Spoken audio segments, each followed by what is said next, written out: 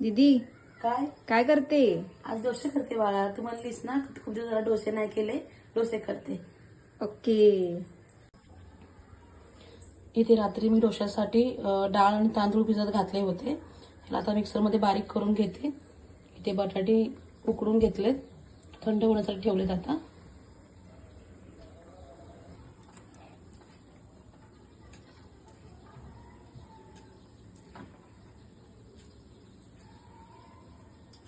असं वरतून घे, दिसले ना.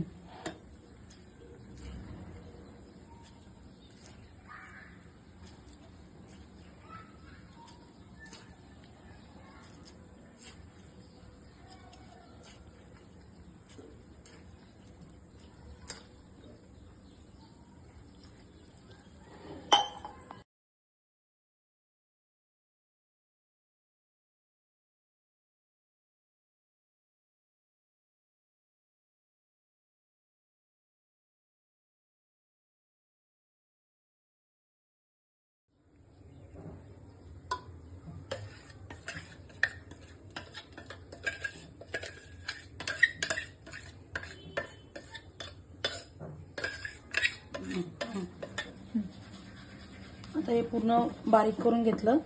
याच्यामध्ये चवीनुसार मीठ टाकायचं.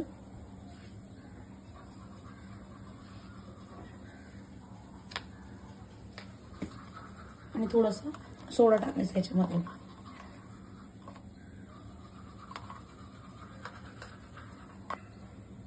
आणि हे पूर्ण व्यवस्थित मिक्स करून घ्यायचं. तुम्हाला हवं असेल तर तुम्ही याच्याने थोडंसं पाणी टाकून याला हलकंसं एकदम पातळ करू शकता, पण जास्त पाणी टाकू नका. डोसे कुरकुरीत नाही येणार. असं हलवून घ्यायचं व्यवस्थित.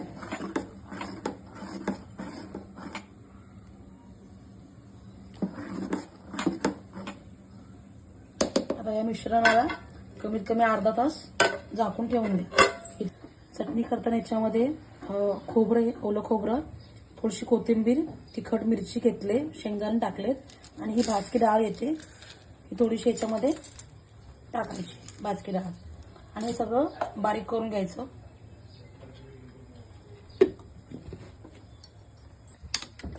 याच्यामध्ये थोडंसं पाणी टाकायचं, कारण एकदम बारीक होत नाही. पाणी टाकलं की व्यवस्थित बारीक होतं ते. आता परत एकदा फिरून घ्यायचं मिक्सरमध्ये. आता आपण चटणी करतोय आणि तेल ओतायचं.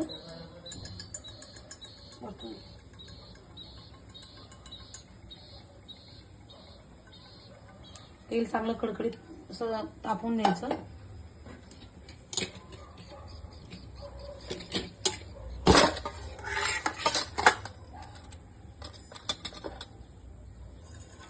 त्याच्यामध्ये जिरं, मोहरी टाकायची. चांगली मोहरी तडतडून द्यायची. आता याच्यामध्ये कढीपत्ता टाकायचा. आता याच्यामध्ये कढीपत्ता टाकल्यावर थोडं थोडं करून हे बारीक केलेलं मिश्रण टाकायचं याच्यामध्ये.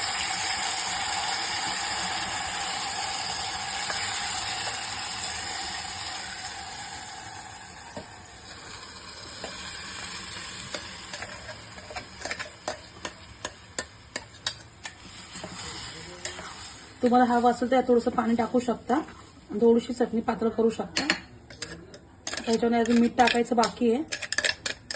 तुम्ही तुमच्या याने चवीपुरतं मीठ याच्यामध्ये टाकून घ्या. आता मीठ टाकते याच्यामध्ये चवीपुरतं. याच्यामध्ये थोडंसं मी पाणी टाकलंय. आता चटणीला थोडीशी उकळी आली की गॅस बंद करून द्यायचा. आता चटणी होते तोपर्यंत इथे बटाटे उकडून घेतली होती. ती बटाटी आता सोलून घ्यायची. अशा प्रकारे आपली चटणी इथे तयार झाली. आता करूया बटाट्याची भाजी.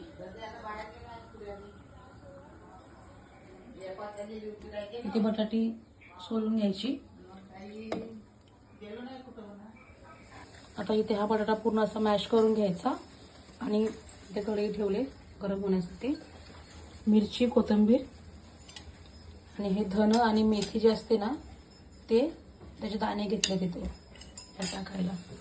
आता कढईमध्ये तेल टाकून घ्यायचं.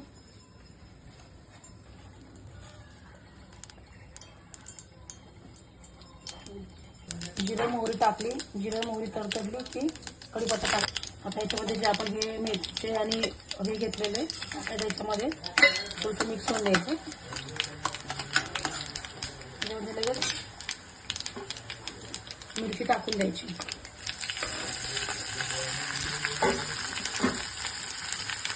टाकून व्यवस्थित मिक्स करून घ्यायचं.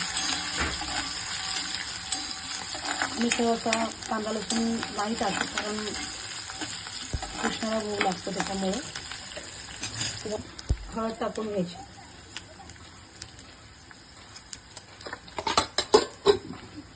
आता हा मॅश केलेला बटाटा याच्यामध्ये टाकून घ्यायचा पूर्ण. आता चवीपुरतं मीठ याच्यामध्ये टाकून घ्यायचा. आता हा पूर्णाचा मिक्स करून घ्यायचा व्यवस्थित. आता अशा प्रकारे आपला हा बटाटा पण तयार झाला आहे. आता गॅस बंद करून आता डोसे करून घ्यायचे गरम गरम. आता वरून असं थोडीशी कोथिंबीर टाकून घ्यायची. त्याला गार्निशिंग करायचं आणि थोडंसं मिक्स करून झाकून ठेवून द्यायचा बटाटा.